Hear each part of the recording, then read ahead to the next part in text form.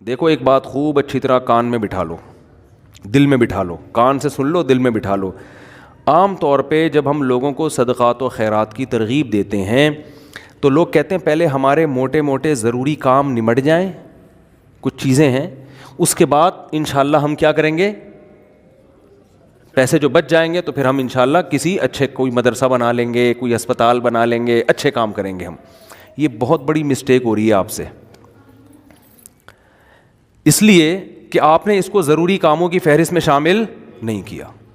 آپ ابھی تک دنیا کو مسافر خانہ سمجھنے کے لیے تیار نہیں ہو.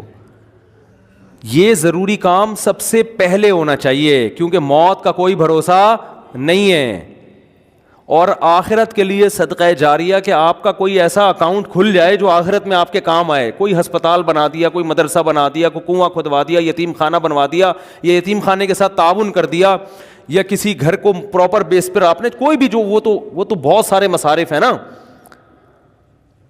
تو میں نے لاکھوں پتی لوگوں کو بھی دیکھا ہے کہ بھائی اللہ نے آپ نے ولیمے پہ 6 لاکھ روپے اڑا دیے، اور یار 8-10 لاکھ کا کوئی ادارہ بنا دو، یا کسی مدرسے میں کوئی ڈسپینسری بنا دو، یا کوئی اچھی فالتو نہ اڑاؤ جا کے کوئی بھی مانگ رہا ہے پکڑا دیے. یہ بھی بہت بڑی مصیبت ہے لوگوں کے ساتھ.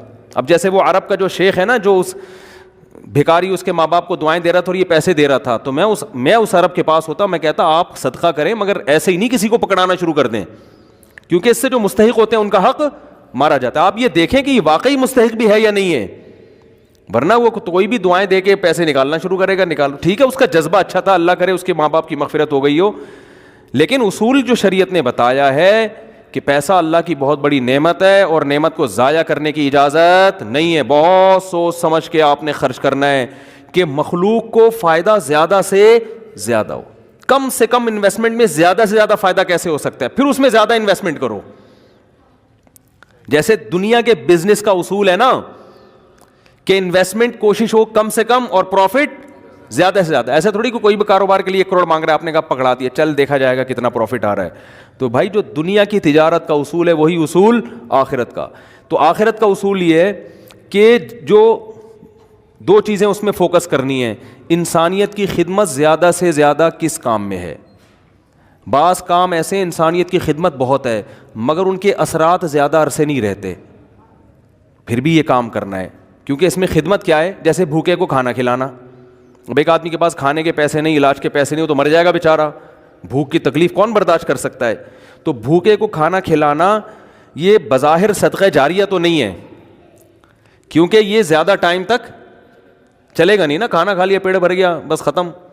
لیکن یہ خدمت بہت بڑی ہے تو اس کو بھی فوکس کرنا ہے. اور بعض چیزیں ایسی ہوتی ہیں کہ جس میں فوری طور پر خدمت تو بہت نہیں ہو رہی ہوتی لیکن اس کا اثر آپ کے مرنے کے بعد بھی قائم. جیسے کنواں بنا دیا آپ نے. اب کنواں ایسی چیز ہے جب تک کنواں رہے گا لوگ پانی پئیں گے، آپ کو ثواب ملتا رہے گا. درخت لگا دیا، مر گئے تو درخت سے کوئی بہت زیادہ، ایک درخت سے کیا فائدہ ہوگا. نہیں آ رہی سمجھ میں بھائی ان کے. بھائی آپ نے ایک نیم کا درخت لگا دیا تو کوئی بہت تو نہیں نا، کوئی لوگ اس کو کھائیں گے تھوڑی. نہیں بھی لگاتے تو کیا ہو جاتا.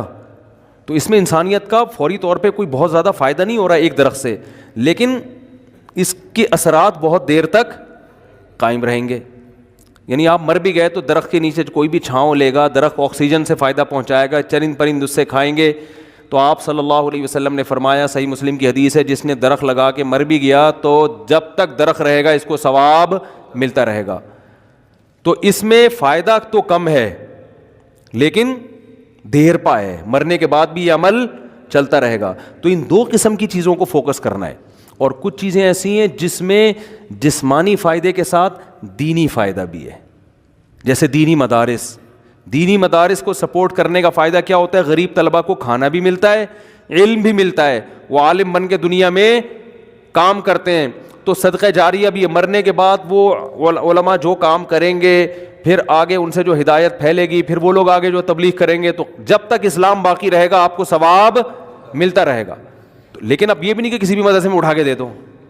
سوچ سمجھ کے کون کام کر رہے ہیں، کون ویژنری لوگ ہیں، کون بہت اس میں پھینکنا نہیں ہے میرے بھائی. جیسے دنیا کی تجارت میں پیسہ پھینکا نہیں جاتا. بہت سوچ سمجھ کے. کوئی بھی آپ کے پاس آئے بولے 1 لاکھ روپے دو، میں پیسے کما کے آپ کو ہر مہینے 6,000 روپے دیا کروں گا، آپ پکڑا دو گے ہیں؟ انکوائری کرو گے بھائی 1 لاکھ کہاں کون سا کاروبار آ گیا جس میں 1 لاکھ پہ آپ مجھے 10,000 دو گے یا 6,000 دو گے. وہ بتائے گا یہ ہے, اچھا مجھے دکان دکھاؤ چل کے. پھر جب آپ کو دکان دکھائے گا تو آپ کہو گے جب 1 لاکھ پہ آپ 6,000 کما سکتے ہو تو اپنے ہی لگا لو. ہیں کیا خیال ہے بھائی؟ میرے والد صاحب نے کہا تھا جو بھی آئے نا پیسے مانگنے اور کہے کہ اس انویسٹمنٹ میں اتنا پروفٹ ہے, اتنا پروفٹ ہے, آدھا تمہیں دوں گا آدھا خود رکھوں گا, تو اس سے پہلے پوچھو کہ تمہارے پاس کتنے پیسے ہیں. وہ بتائے اتنے, تو پھر پورے اپنے کیوں نہیں لگا لیتے, اس میں پورا پروفٹ خود رکھو. کیا خیال ہے بھائی؟ ہاں وہ غریب آدمی ہو تو ایک الگ بات ہے, اور اللہ کا شکر ہے مجھے اس کا فائدہ ہوا. ایک دفعہ ہوا, دوسری دفعہ والد صاحب کی نصیحت پہ عمل نہیں کیا تو سارے پیسے ہی الحمدللہ سارے ہی ڈوب گئے تھے. ٹھیک ہے. ایک دفعہ فائدہ بھی ہوا. ایک صاحب جو ایک بڑے پوش ایریا میں رہتے تھے, میں چونکہ اس ایریا کا نام لوں گا تو کہیں ایسا نہ ہو وہ سمجھ جائیں, لیکن قصہ پرانا ہو گیا وہ نہیں سمجھیں گے, پھر بھی احتیاط یہی ہے کہ نام نہ لیا جائے. مالدار علاقے کے تھے. مجھے کہنے لگے کہ میں یہ کاروبار کرنا چاہتا ہوں. اچھا اس ایسے ایریا میں رہتے تھے کہ مجھے پتا تھا اتنے پیسے تو ان کے پاس ہوں گے ورنہ اس ایریا میں رہ نہیں سکتا آدمی. اب ایک آدمی ڈیفینس, ایک مثال دے رہا ہوں ڈیفینس کی, ڈیفینس میں رہتا ہو اور کہ میری تنخواہ 10,000 روپے, تو آپ کہو گے بھائی 10,000 والا ڈیفینس میں نہ کرائے پہ رہ سکتا ہے, اور اپنا گھر ہو تو سوال ہی پیدا نہیں ہوتا, 1 کروڑ کا تو نے گھر کیسے خرید لیا 3 کروڑ کا ہے بھائی. ہو سکتا ہے 4 کروڑ. اسٹیٹ ایجنٹ والے مجھے پھر فون کریں گے آپ نے ڈیفینس کی ویلیو کیا کر دی ہے, بیان میں گرا دی ہے. تو میں مثال دے رہا ہوں, یا اب ہر بیان کو نا لوگ بڑے سینسٹیو بن کے لے رہے ہوتے ہیں کہ آپ نے ڈیفینس میں 3 کروڑ بول دیے, ہماری تو ویلیو. تو اب کیونکہ شہرت ہو گئی ہے نا تو ہر چیز کو کوئی بہت زیادہ لوگ سیریس ہو رہے ہیں. 25 کروڑ ٹھیک ہے نا, 25 کروڑ کا. اب اس سے پھر لوگ پریشان ہوں گے, یار ہم لے رہے تھے آپ نے قیمت بڑھا دی. تو بھائی یہ محض ایک مثال ہے, مجھے نہیں پتا ڈیفینس میں قیمتیں کیا چل رہی ہیں, تو کچھ بھی لگا لو قیمت. تو آپ نے کیا کیا, بات کیا چل رہی تھی؟ ہاں بندہ میرے پاس آیا, رہتا پوش ایریا میں, مالدار علاقے میں, مجھے کہنے لگا آپ مجھے پیسے دو, میں یہ چیز خرید کے بیچوں گا, آدھا پروفٹ آپ کا آدھا میرا. تو مجھے ابا کی بات یاد آ گئی. میں نے کہا جو اتنے انویسٹمنٹ آپ مجھ سے کروا رہے ہو تو یہ چیز آپ خود خرید کے بیچ دو پورے پیسوں کی, پورا پروفٹ آپ کا, مجھے آدھا کیوں دے رہے ہو؟ انویسٹمنٹ جو مجھ سے کروا رہا ہے اور آدھا پروفٹ دے رہا ہے, اس کا مطلب وہ رسک لینے کے لیے تیار نہیں ہے. بولے ڈوبیں تو اس کے ڈوبیں, اس کا مطلب آپ کو خود پتا ہے کہ یقینی پروفٹ نہیں ہے. سمجھتے ہو کہ نہیں سمجھتے؟ تو کسی کو پیسے دینے سے پہلے جیسے انکوائری کرتے ہو نا, صدقہ خیرات سے پہلے بھی ایسے انکوائری کیا کرو, کیونکہ آپ کے پاس لامحدود رقم نہیں ہے. غیر مستحق کو دینے کا سب سے بڑا نقصان یہ ہے کہ مستحق لوگ رہ جاتے ہیں. لوگ کہتے ہیں کسی غیر مستحق کو چلا گیا تو کیا ہے, او بھائی پھر اتنے پھر مستحقین رہ جائیں گے اس سے, اور ثواب کمانا ہے نا تو ثواب تو جب ہی ملے گا جب آپ کا پیسہ صحیح جگہ پہ جائے گا. جو غیر مستحق ہو اس کو ہدیہ دے دیا کرو بھائی دوستی یاری میں, کہ چل یار گفٹ ہے. بات آ رہی ہے سمجھ میں؟ تو یہ میں اہم پوائنٹ کی بات بتا رہا ہوں کہ 2 جگہ خرچ کرنا ہے, ضرورت اور دوسرا جس کا اثر دیر پاؤ. تو صدقہ جاریہ بھی اچھی چیز ہے, اور انسانیت کی ضرورت پوری کرنا. آپ کہہ سکتے ہیں یار ایک بھوکے کو کھانا کھلا دیا پیٹ بھر گیا تو وہ تو بس ایک ثواب مخصوص مل گیا تو اب تو ختم نا, صدقہ جاریہ تو قیامت تک رہتا ہے. یہ اس لیے بتا رہا ہوں کہ ہم بعض دفعہ لوگوں کو بتاتے ہیں کہ یار یہ دیکھو یہ غریب ہے, اس کو بیوہ ہے, اس کے گھر میں راشن ڈال دو, کہہ رہے ہیں نہیں ہم تو صدقہ جاریہ چاہتے ہیں. تو یاد رکھو صدقہ جاریہ کے اپنے فضائل ہیں کہ وہ چلتا رہے گا آپ کا, لیکن بھوکے کو کھانا کھلانے کے, اس کی ضرورت پوری کرنے کے اپنے, وہ ثواب تھوڑا ہے لیکن وزنی بہت ہے. وزنی کیسے؟ حدیث میں آتا ہے قیامت کے دن اللہ اعلان کریں گے, جب میدان حشر ہوگا نا, بہت سختی کا دن ہوگا, تو اللہ اعلان کریں گے کہاں ہیں وہ لوگ کہ جب میں بھوکا تھا تو انہوں نے مجھے کھانا کھلایا, میں پیاسا تھا تو انہوں نے مجھے پانی پلایا, آج ان بھوکوں کو میں کھلاؤں گا کیونکہ انہوں نے مجھے کھلایا تھا. جیسے ہوتا ہے نا, آپ کو بھوک لگ رہی تھی, کسی نے آپ کا اکرام کیا, تو اب آپ کو کہیں وہ بھوکا نظر آئے تو آپ سب سے پہلے اس کو کھلاؤ گے نا. یار میں ٹی وی میں آ رہا ہوں کیا ہیں, تھک گئے ہیں تو بیان ختم کر دیتا ہوں, بس ویسے ہی بھی ختم ہونے والا ہے. دیکھو غیرت مند انسان کیا کرتا ہے, آپ بھوکے تھے اور آسان مثال, آپ کی گاڑی میں پیٹرول ختم ہو گیا, آپ نے پیٹرول پمپ والے سے کہا یار تھوڑا سا ڈال دو, پیسے بعد میں دے دوں گا میں آپ کو, ابھی جیب میں ہے نہیں. اس نے کہا چل یار ڈال دیا پیٹرول, میں اپنے پیسوں سے ڈال رہا ہوں, جاؤ یار. ایک دن کیا ہوا, اتفاق سے آپ پیٹرول پمپ کے مالک بن گئے. وہ آیا گاڑی لے کے, پیٹرول نہیں ہے, لائن لگی ہوئی ہے, بہت سے غریب آ گئے بغیر پیٹرول کے نا ٹھیک ہے نا. اب آپ کے پاس محدود پیٹرول ہے تو آپ کس کی گاڑی میں ڈالو گے؟ آپ اعلان کرو گے بھائی جنہوں نے میری بائک میں یا گاڑی میں پیٹرول ڈالا تھا نا وہ بندہ آگے آ جائے, اس کو تو اس کی ضرورت تو پوری کرنی ہے. تو ایک عام انسان جب یہ کام کرتا ہے تو اللہ تو غیور ہے بھائی, تو اللہ اعلان کرے گا بھوک اور پیاس میں لوگ تل ملا رہے ہوں گے, اللہ کہے گا سب سے پہلے ان کو کھلاؤں گا جنہوں نے جب میں بھوکا تھا مجھے کھلایا, جب میں پیاسا تھا مجھے پلایا. تو لوگ کہیں گے اللہ تو کہاں بھوکا ہو سکتا ہے؟ تو اللہ کہیں گے میری مخلوق میں فلاں شخص بھوکا تھا تو اس کا بھوکا رہنا ایسا ہی ہے جیسے میں, کیونکہ حدیث میں آتا ہے الخلق عیال اللہ, جیسے گھر کا کوئی سربراہ ہوتا ہے نا تو بچے بھوکے ہوں گے تو تکلیف کس کو ہوتی ہے؟ باپ کو ہوتی ہے کہ نہیں ہوتی ہے؟ تو آپ صلی اللہ علیہ وسلم نے فرمایا اللہ کی مخلوق بھی ایسے جیسے اللہ کے اہل و عیال, اللہ کا تو اہل و عیال نہیں ہوتے لیکن مثال دی ہے, ایسے ہی ہے. اللہ کو ان کی فکر ایسے ہی ہے. وہ الگ بات ہے بہت سے بھوکے مرتے ہیں, یہ اللہ کی تقدیر ہے, یہ اللہ کی حکمت ہے, دنیا کو اللہ نے ایسے ہی چلایا ہے کہ کسی کو ملے گا کسی کو نہیں ملے گا. یہ اب اس میں تو اللہ سے نہیں الجھ سکتے, لیکن اللہ اعلان کرے گا کہ میری مخلوق میرا خاندان تھی, گویا کہ اللہ کا خاندان نہیں ہوتا, یعنی میرے ماتحت تھی اور میں لوگوں کے ذریعے لوگوں کو کھلاتا ہوں. تو جب میں بھوکا تھا تو فلاں کا بھوکا ہونا ایسا ہی ہے جیسے میں بھوکا. تو اس سے پتہ چلتا ہے کسی بھوکے کو کھانا کھلانا ایسے جیسے آپ کس کو کھلا رہے ہو؟ اللہ کو. تو اگرچہ یہ صدقہ جاریہ نہیں ہے لیکن بھائی ایک نیکی ہے, لیکن یہ وزنی بہت زیادہ ہے. تو ان دونوں مدوں میں خرچ کیا کرو. کرو گے کب؟ لوگ کہتے ہیں اچھا ٹھیک ہے, وہ ایک دو کو تو کھلا دیتے ہیں, جو بڑا اماؤنٹ جو ہے نا جیسے اپنی شادی بیاہ پہ خرچ کرتے ہیں, گاڑیوں پہ خرچ کرتے ہیں, مکان پہ خرچ کرتے ہیں, اس ٹائپ کا اماؤنٹ اللہ کے لیے خرچ, اللہ کے لیے بس وائپر والے کو 20 روپے. اب تو 20 ریٹ تھوڑے بڑھ گئے ورنہ 5 پہ چل رہے تھے, وہ پھر کھلا مانگ بھی رہے ہوتے تھے. وہ پھر کیا مانگ رہے ہوتے تھے؟ ایک آدمی نے کسی فقیر سے کہا کہ ایک فقیر کسی آدمی کے پاس آیا کہ اللہ کے نام پہ نا پتہ نہیں کچھ چائے پلا دو یا کچھ کھانا کھلا دو. تو اس نے 100 کا نوٹ نکالا, بولا کہ 50 روپے ہیں. اس نے کہا ہاں. اس نے کہا کہ 50 روپے دے گا واپس لے گا. اس نے کہا پہلے وہ اس سے پی لو جا کے. ٹھیک ہے, یہ بھی لوگوں کو جانچنے کا ایک, بھائی بھکاری سے بولے پہلے وہ پیسے تو خرچ کرنا تھے تیرے پاس ہیں, یہ بھی ایک طریقہ, بڑا خاندانی طریقہ ہے یہ. ٹھیک ہے نا. تو کیا بات کر رہے تھا یار, اصل میں آج میں اتنا صبح سے گھوم رہا ہوں نا, آج میں 1 منٹ کے لیے نہیں بیٹھا ہوں. صبح سے یہ کام وہ کام, ادھر ملاقات, ادھر جاؤ, فلاں ملتان سے آئے, فلاں کھانے وال سے آئے, فلاں جماعت آئی ہوئی ہے, فلاں یہ ہو رہا ہے. کھوپڑی سارا دن گھوم کے نا جب بیان میں بیٹھتا ہوں تو وہ اتنے مختلف قسم کے سگنل آ رہے ہوتے ہیں کہ اس کو گچی سے پکڑنا کیا ہوتا ہے, بہت مشکل ہوتا ہے کہ یار پوائنٹ سے ہٹے نہیں. تو ہاں میں یہ عرض کر رہا تھا, جلدی سے بات سمیٹ کے ختم کرتا ہوں, کہ لوگ یہ کہتے ہیں کہ پہلے موٹے موٹے کاموں سے فارغ ہو جائیں, یہ بھی, اس کے بعد جب بچا کے بڑھاپے میں بالکل اینڈ میں جا کے اتنے پیسے کسی مدرسے کو دے دیں گے.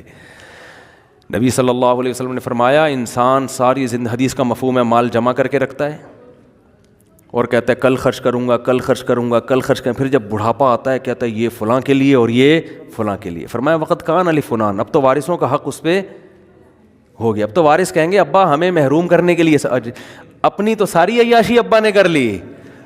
اب جب ابا کا انا للہ ہونے والا ہے, دنیا سے جانے والے ہیں, اب بچوں کو نظریں ہوتی ہیں دو دکانیں ابا کی میرے حصے میں آئیں گی. چلو ابا سے ایسی لالچ تو نہیں کرنی چاہیے, لیکن بہرحال پتہ ہے کہ یار چلو ابا نے بنائی, اب ہمارے کام آئیں گی. اب ابا کیا کر رہے ہیں, فلاں 2 دکانیں مدرسے کو دے دو, فلاں فیکٹری کو دے دو, یتیم خانے کو دے دو.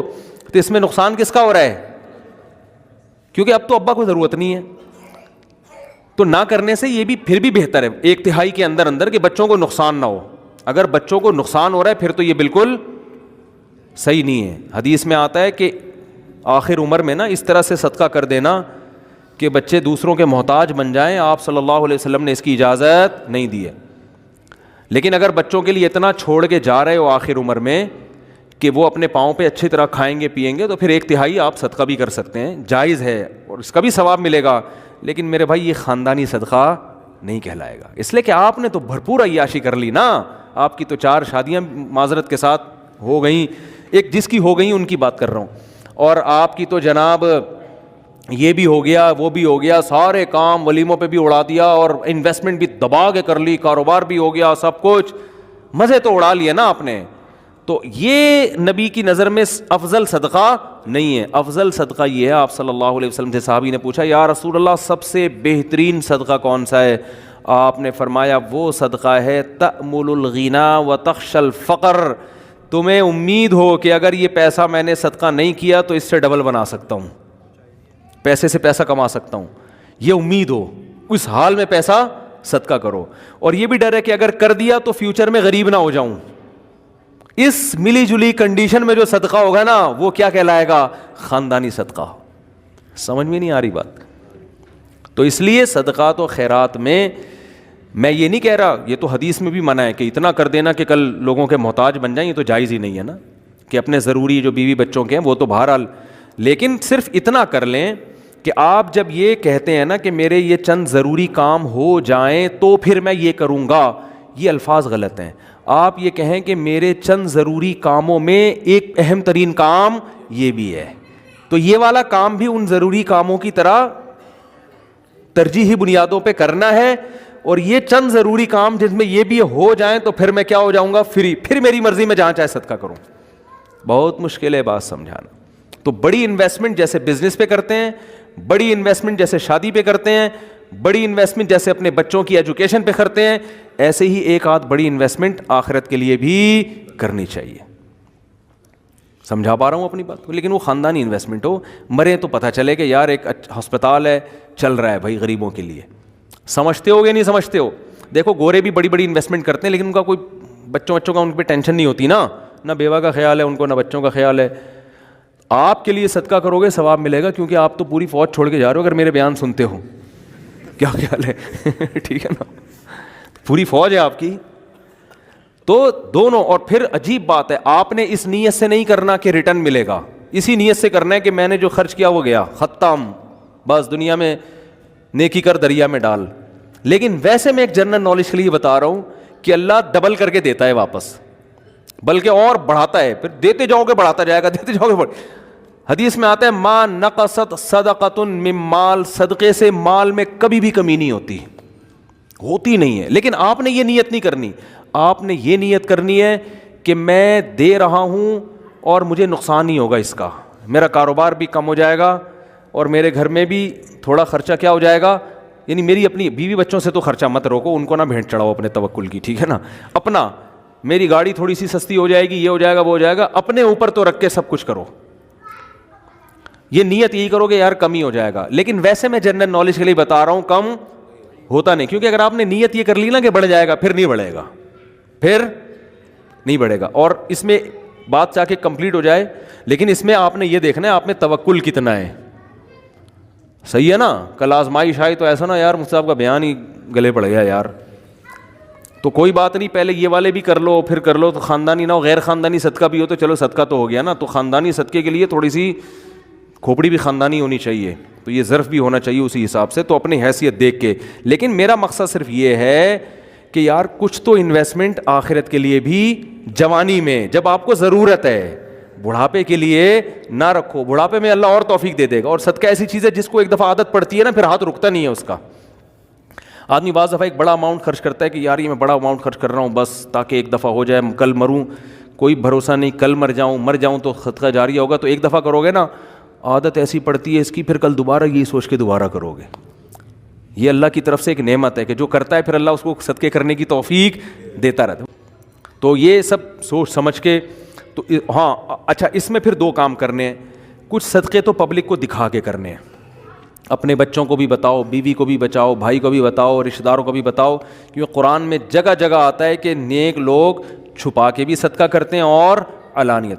دکھانے کا فائدہ یہ ہوگا پبلک کو ترغیب ہوگی کہ یار اس نے جب یہ ہسپتال بنا سکتا ہے, مدرسہ بنا سکتا ہے, یتیموں کی مدد کر سکتا ہے اور نہیں مرا, ماشاء اللہ کھا رہا ہے, کچھ ہمیں بھی عبرت حاصل ہوگی کہ نہیں ہوگی. بچوں کو جب بتاؤ گے تو بچے کہیں گے یار میرے باپ نے اتنا کچھ کیا, جب وہ باپ بنیں گے تو ان کا بھی دل چاہے گا. تبھی میں لوگوں سے کہتا ہوں اپنی بہنوں پہ خرچ کیا کرو لفافے میں, اور بچے کو بتاؤ دیکھو میں نے پھپھو کو تمہاری اتنے پیسے دیے ہیں, شو مارنے کے لیے نہیں, تاکہ وہ بھی آپ کی بہنوں آپ کی بیٹیوں پہ جب آپ اپنی بہنوں پہ اپنی اولاد کے سامنے خرچ کرو گے تو آپ کا بیٹے کو خیال ہوگا کہ یار مجھے بھی جب میری ارننگ آئے گی تو مجھے بھی اپنی بہنوں کا خیال کرنا ہے. ہماری یہ پرمپرا ہے, ہمارے خاندان میں مرد عورتوں کا خیال کرتے ہیں. آپ کیا کرتے ہو, کبھی ایک دھیلا بچے نے نہیں دیکھا کہ آپ کی جیب سے اس کی پھپھو کے لیے نکل رہا ہو ٹھیک ہے نا. نصیحتیں آپ کی صبح شام ماشاءاللہ ہول سیل کے حساب سے چلتی رہتی. بچے کو سمجھاتے رہتے ہو غریبوں کا خیال کیا کرو, بوڑھے ماں باپ کا خیال کیا کرو. بچے کو پتہ ہے فری پھوکٹ کی نصیحتوں کے علاوہ ابا کے پاس کوئی کام نہیں ہے. فری پھوکٹ کی نصیحت میں جب آئیں گے گھر میں ٹارزن بن کے, کہتے تو نہیں ہے لیکن دل میں یہی ہوتا ہے, یہ کر لو, یوں نماز کیوں نہیں پڑھتا, یہ کیوں نہیں کرتا, یوں کیوں نہیں, ویڈیو گیم کھیلتا رہتا, پٹاخ تھپڑ لگایا, یہ کر رہا ہے وہ کر رہا ہے. بچے کو پتہ ہے ابا کے پاس فری پھوکٹ کی نصیحتوں کے علاوہ, وہ ہمارا فلاں ماموں بیمار تھے, ابا نے ایک دھیلا نہیں نکالا جیب سے.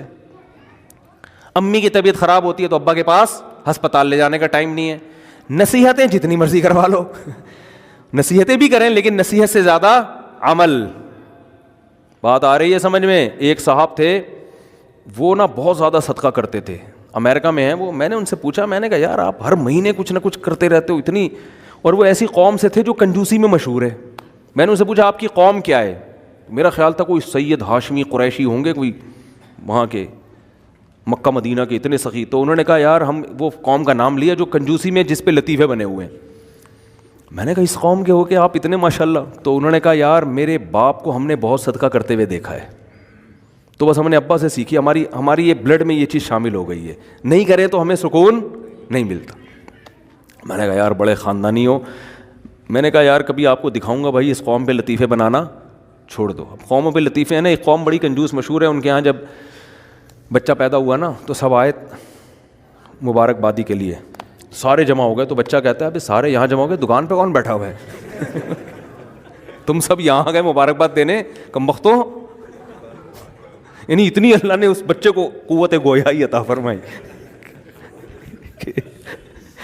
یہ بلڈ میں آ جاتی ہے نا چیز. تو بچے کو عقل نہیں ہے, شعور نہیں ہے, لیکن اس کے جینز میں یہ چیز آ گئی ہے کہ بھائی دکان کا بھائی آدھے ابھی آ جاتے ہیں, آدھے کسٹمر کو سنبھالتے. یہ لطیفہ ہے, کوئی سچا واقعہ نہیں ہے یہ, ٹھیک ہے نا, ایسی فرضی لطیفہ ہے سمجھانے کے لیے کہ کچھ اتنا کر کے جاؤ کہ بچے پیدا ہو کے جو ہے نا یہ بول رہے ہوں کہ ہم مبارکبادی میں 5 روپے تمہاری جیب سے نہیں نکلے. سخاوت کی ترغیب دیں وہ. تو خیر کچھ چھپا کے کچھ دکھاؤ, اور کچھ کیا کرو ایسا چھپاؤ کہ وہ حدیث میں آتا ہے دائیں سے دو بائیں کو پتہ نہ, بھول جاؤ. نیکی کر کے دریا میں ڈالنا جسے کہتے ہیں, خود بھی بھول جاؤ کہ میں نے کوئی نیک کام کوئی صدقہ کیا, کسی غریب کو کھلایا بھی ہے کہ نہیں کھلایا. جیسے عرب لوگ کرتے ہیں نا, آتے ہیں بیٹھ جائیں بھائی, بیان ختم ہو جائے پھر کرنا سوال, ٹھیک ہے, بیان ختم ہو جائے. تو جیسے عربوں میں ہے نا کہ دائیں ہاتھ سے دیتے ہیں ایسے, بعض فقیروں کو وہ یوں کرتے ہیں جیب میں ڈال دیتے ہیں, بس یوں کر کے نکل جاتے ہیں. اس فقیر کا سامنا بھی نہیں کرتے کہ کہیں یہ نہ دیکھ لے, اور پھر یہ جب ملے گا تو جھک کے ملے گا, یہ بھی نہ ہو. ایسا دو کہ کسی کو بھی پتہ نہ ہو, جس کو حدیث میں کہتے ہیں لا تعلم شمالہ ما تنفق یمینہ, دائیں ہاتھ جو خرچ کر رہا ہے بائیں کو بھی پتہ نہ چلے. اس سے پتہ چلتا ہے دیتے ہوئے کون سا ہاتھ استعمال کرنا چاہیے, دائیں. لیفٹ ہینڈ سے لین دین کرنا یہ شریعت میں پسندیدہ نہیں ہے. میری تو عادت ہے, کوئی دکاندار بائیں ہاتھ سے پیسے پکڑاتا, میں کہتا ہوں بھائی کیوں نحوست ڈال رہا ہے اس کے اندر, اس کو ہاتھ چینج کر کے سیدھے ہاتھ سے دے دے. مجبوری ہو تو ایک الگ بات ہے, آپ ڈرائیونگ کر رہے ہیں تو پھر اب یہ تو نہیں کہ وہ جو ہے نا ایک ہاتھ سے گیئر پکڑا ہوا ہے ہاتھ چھوڑ کے جی تو کھڈے میں گر گئی گاڑی. تو مجبوری میں لیفٹ ہینڈ استعمال کیا جائے گا. مجبوری میں الٹے ہاتھ سے کھانے کی بھی اجازت ہے مجبوری میں, لیکن نارملی ڈرائیونگ میں آپ الٹے ہاتھ سے مجبوری ہوتی ہے. بعض دفعہ بعض لوگ رائٹ ہینڈ سے صحیح اسٹیئرنگ پہ قابو رکھتے ہیں, لیکن نارملی نہ دائیں بائیں سے لیفٹ ہینڈ سے کھانا چاہیے, نہ لین دین کرنا چاہیے. سمجھتے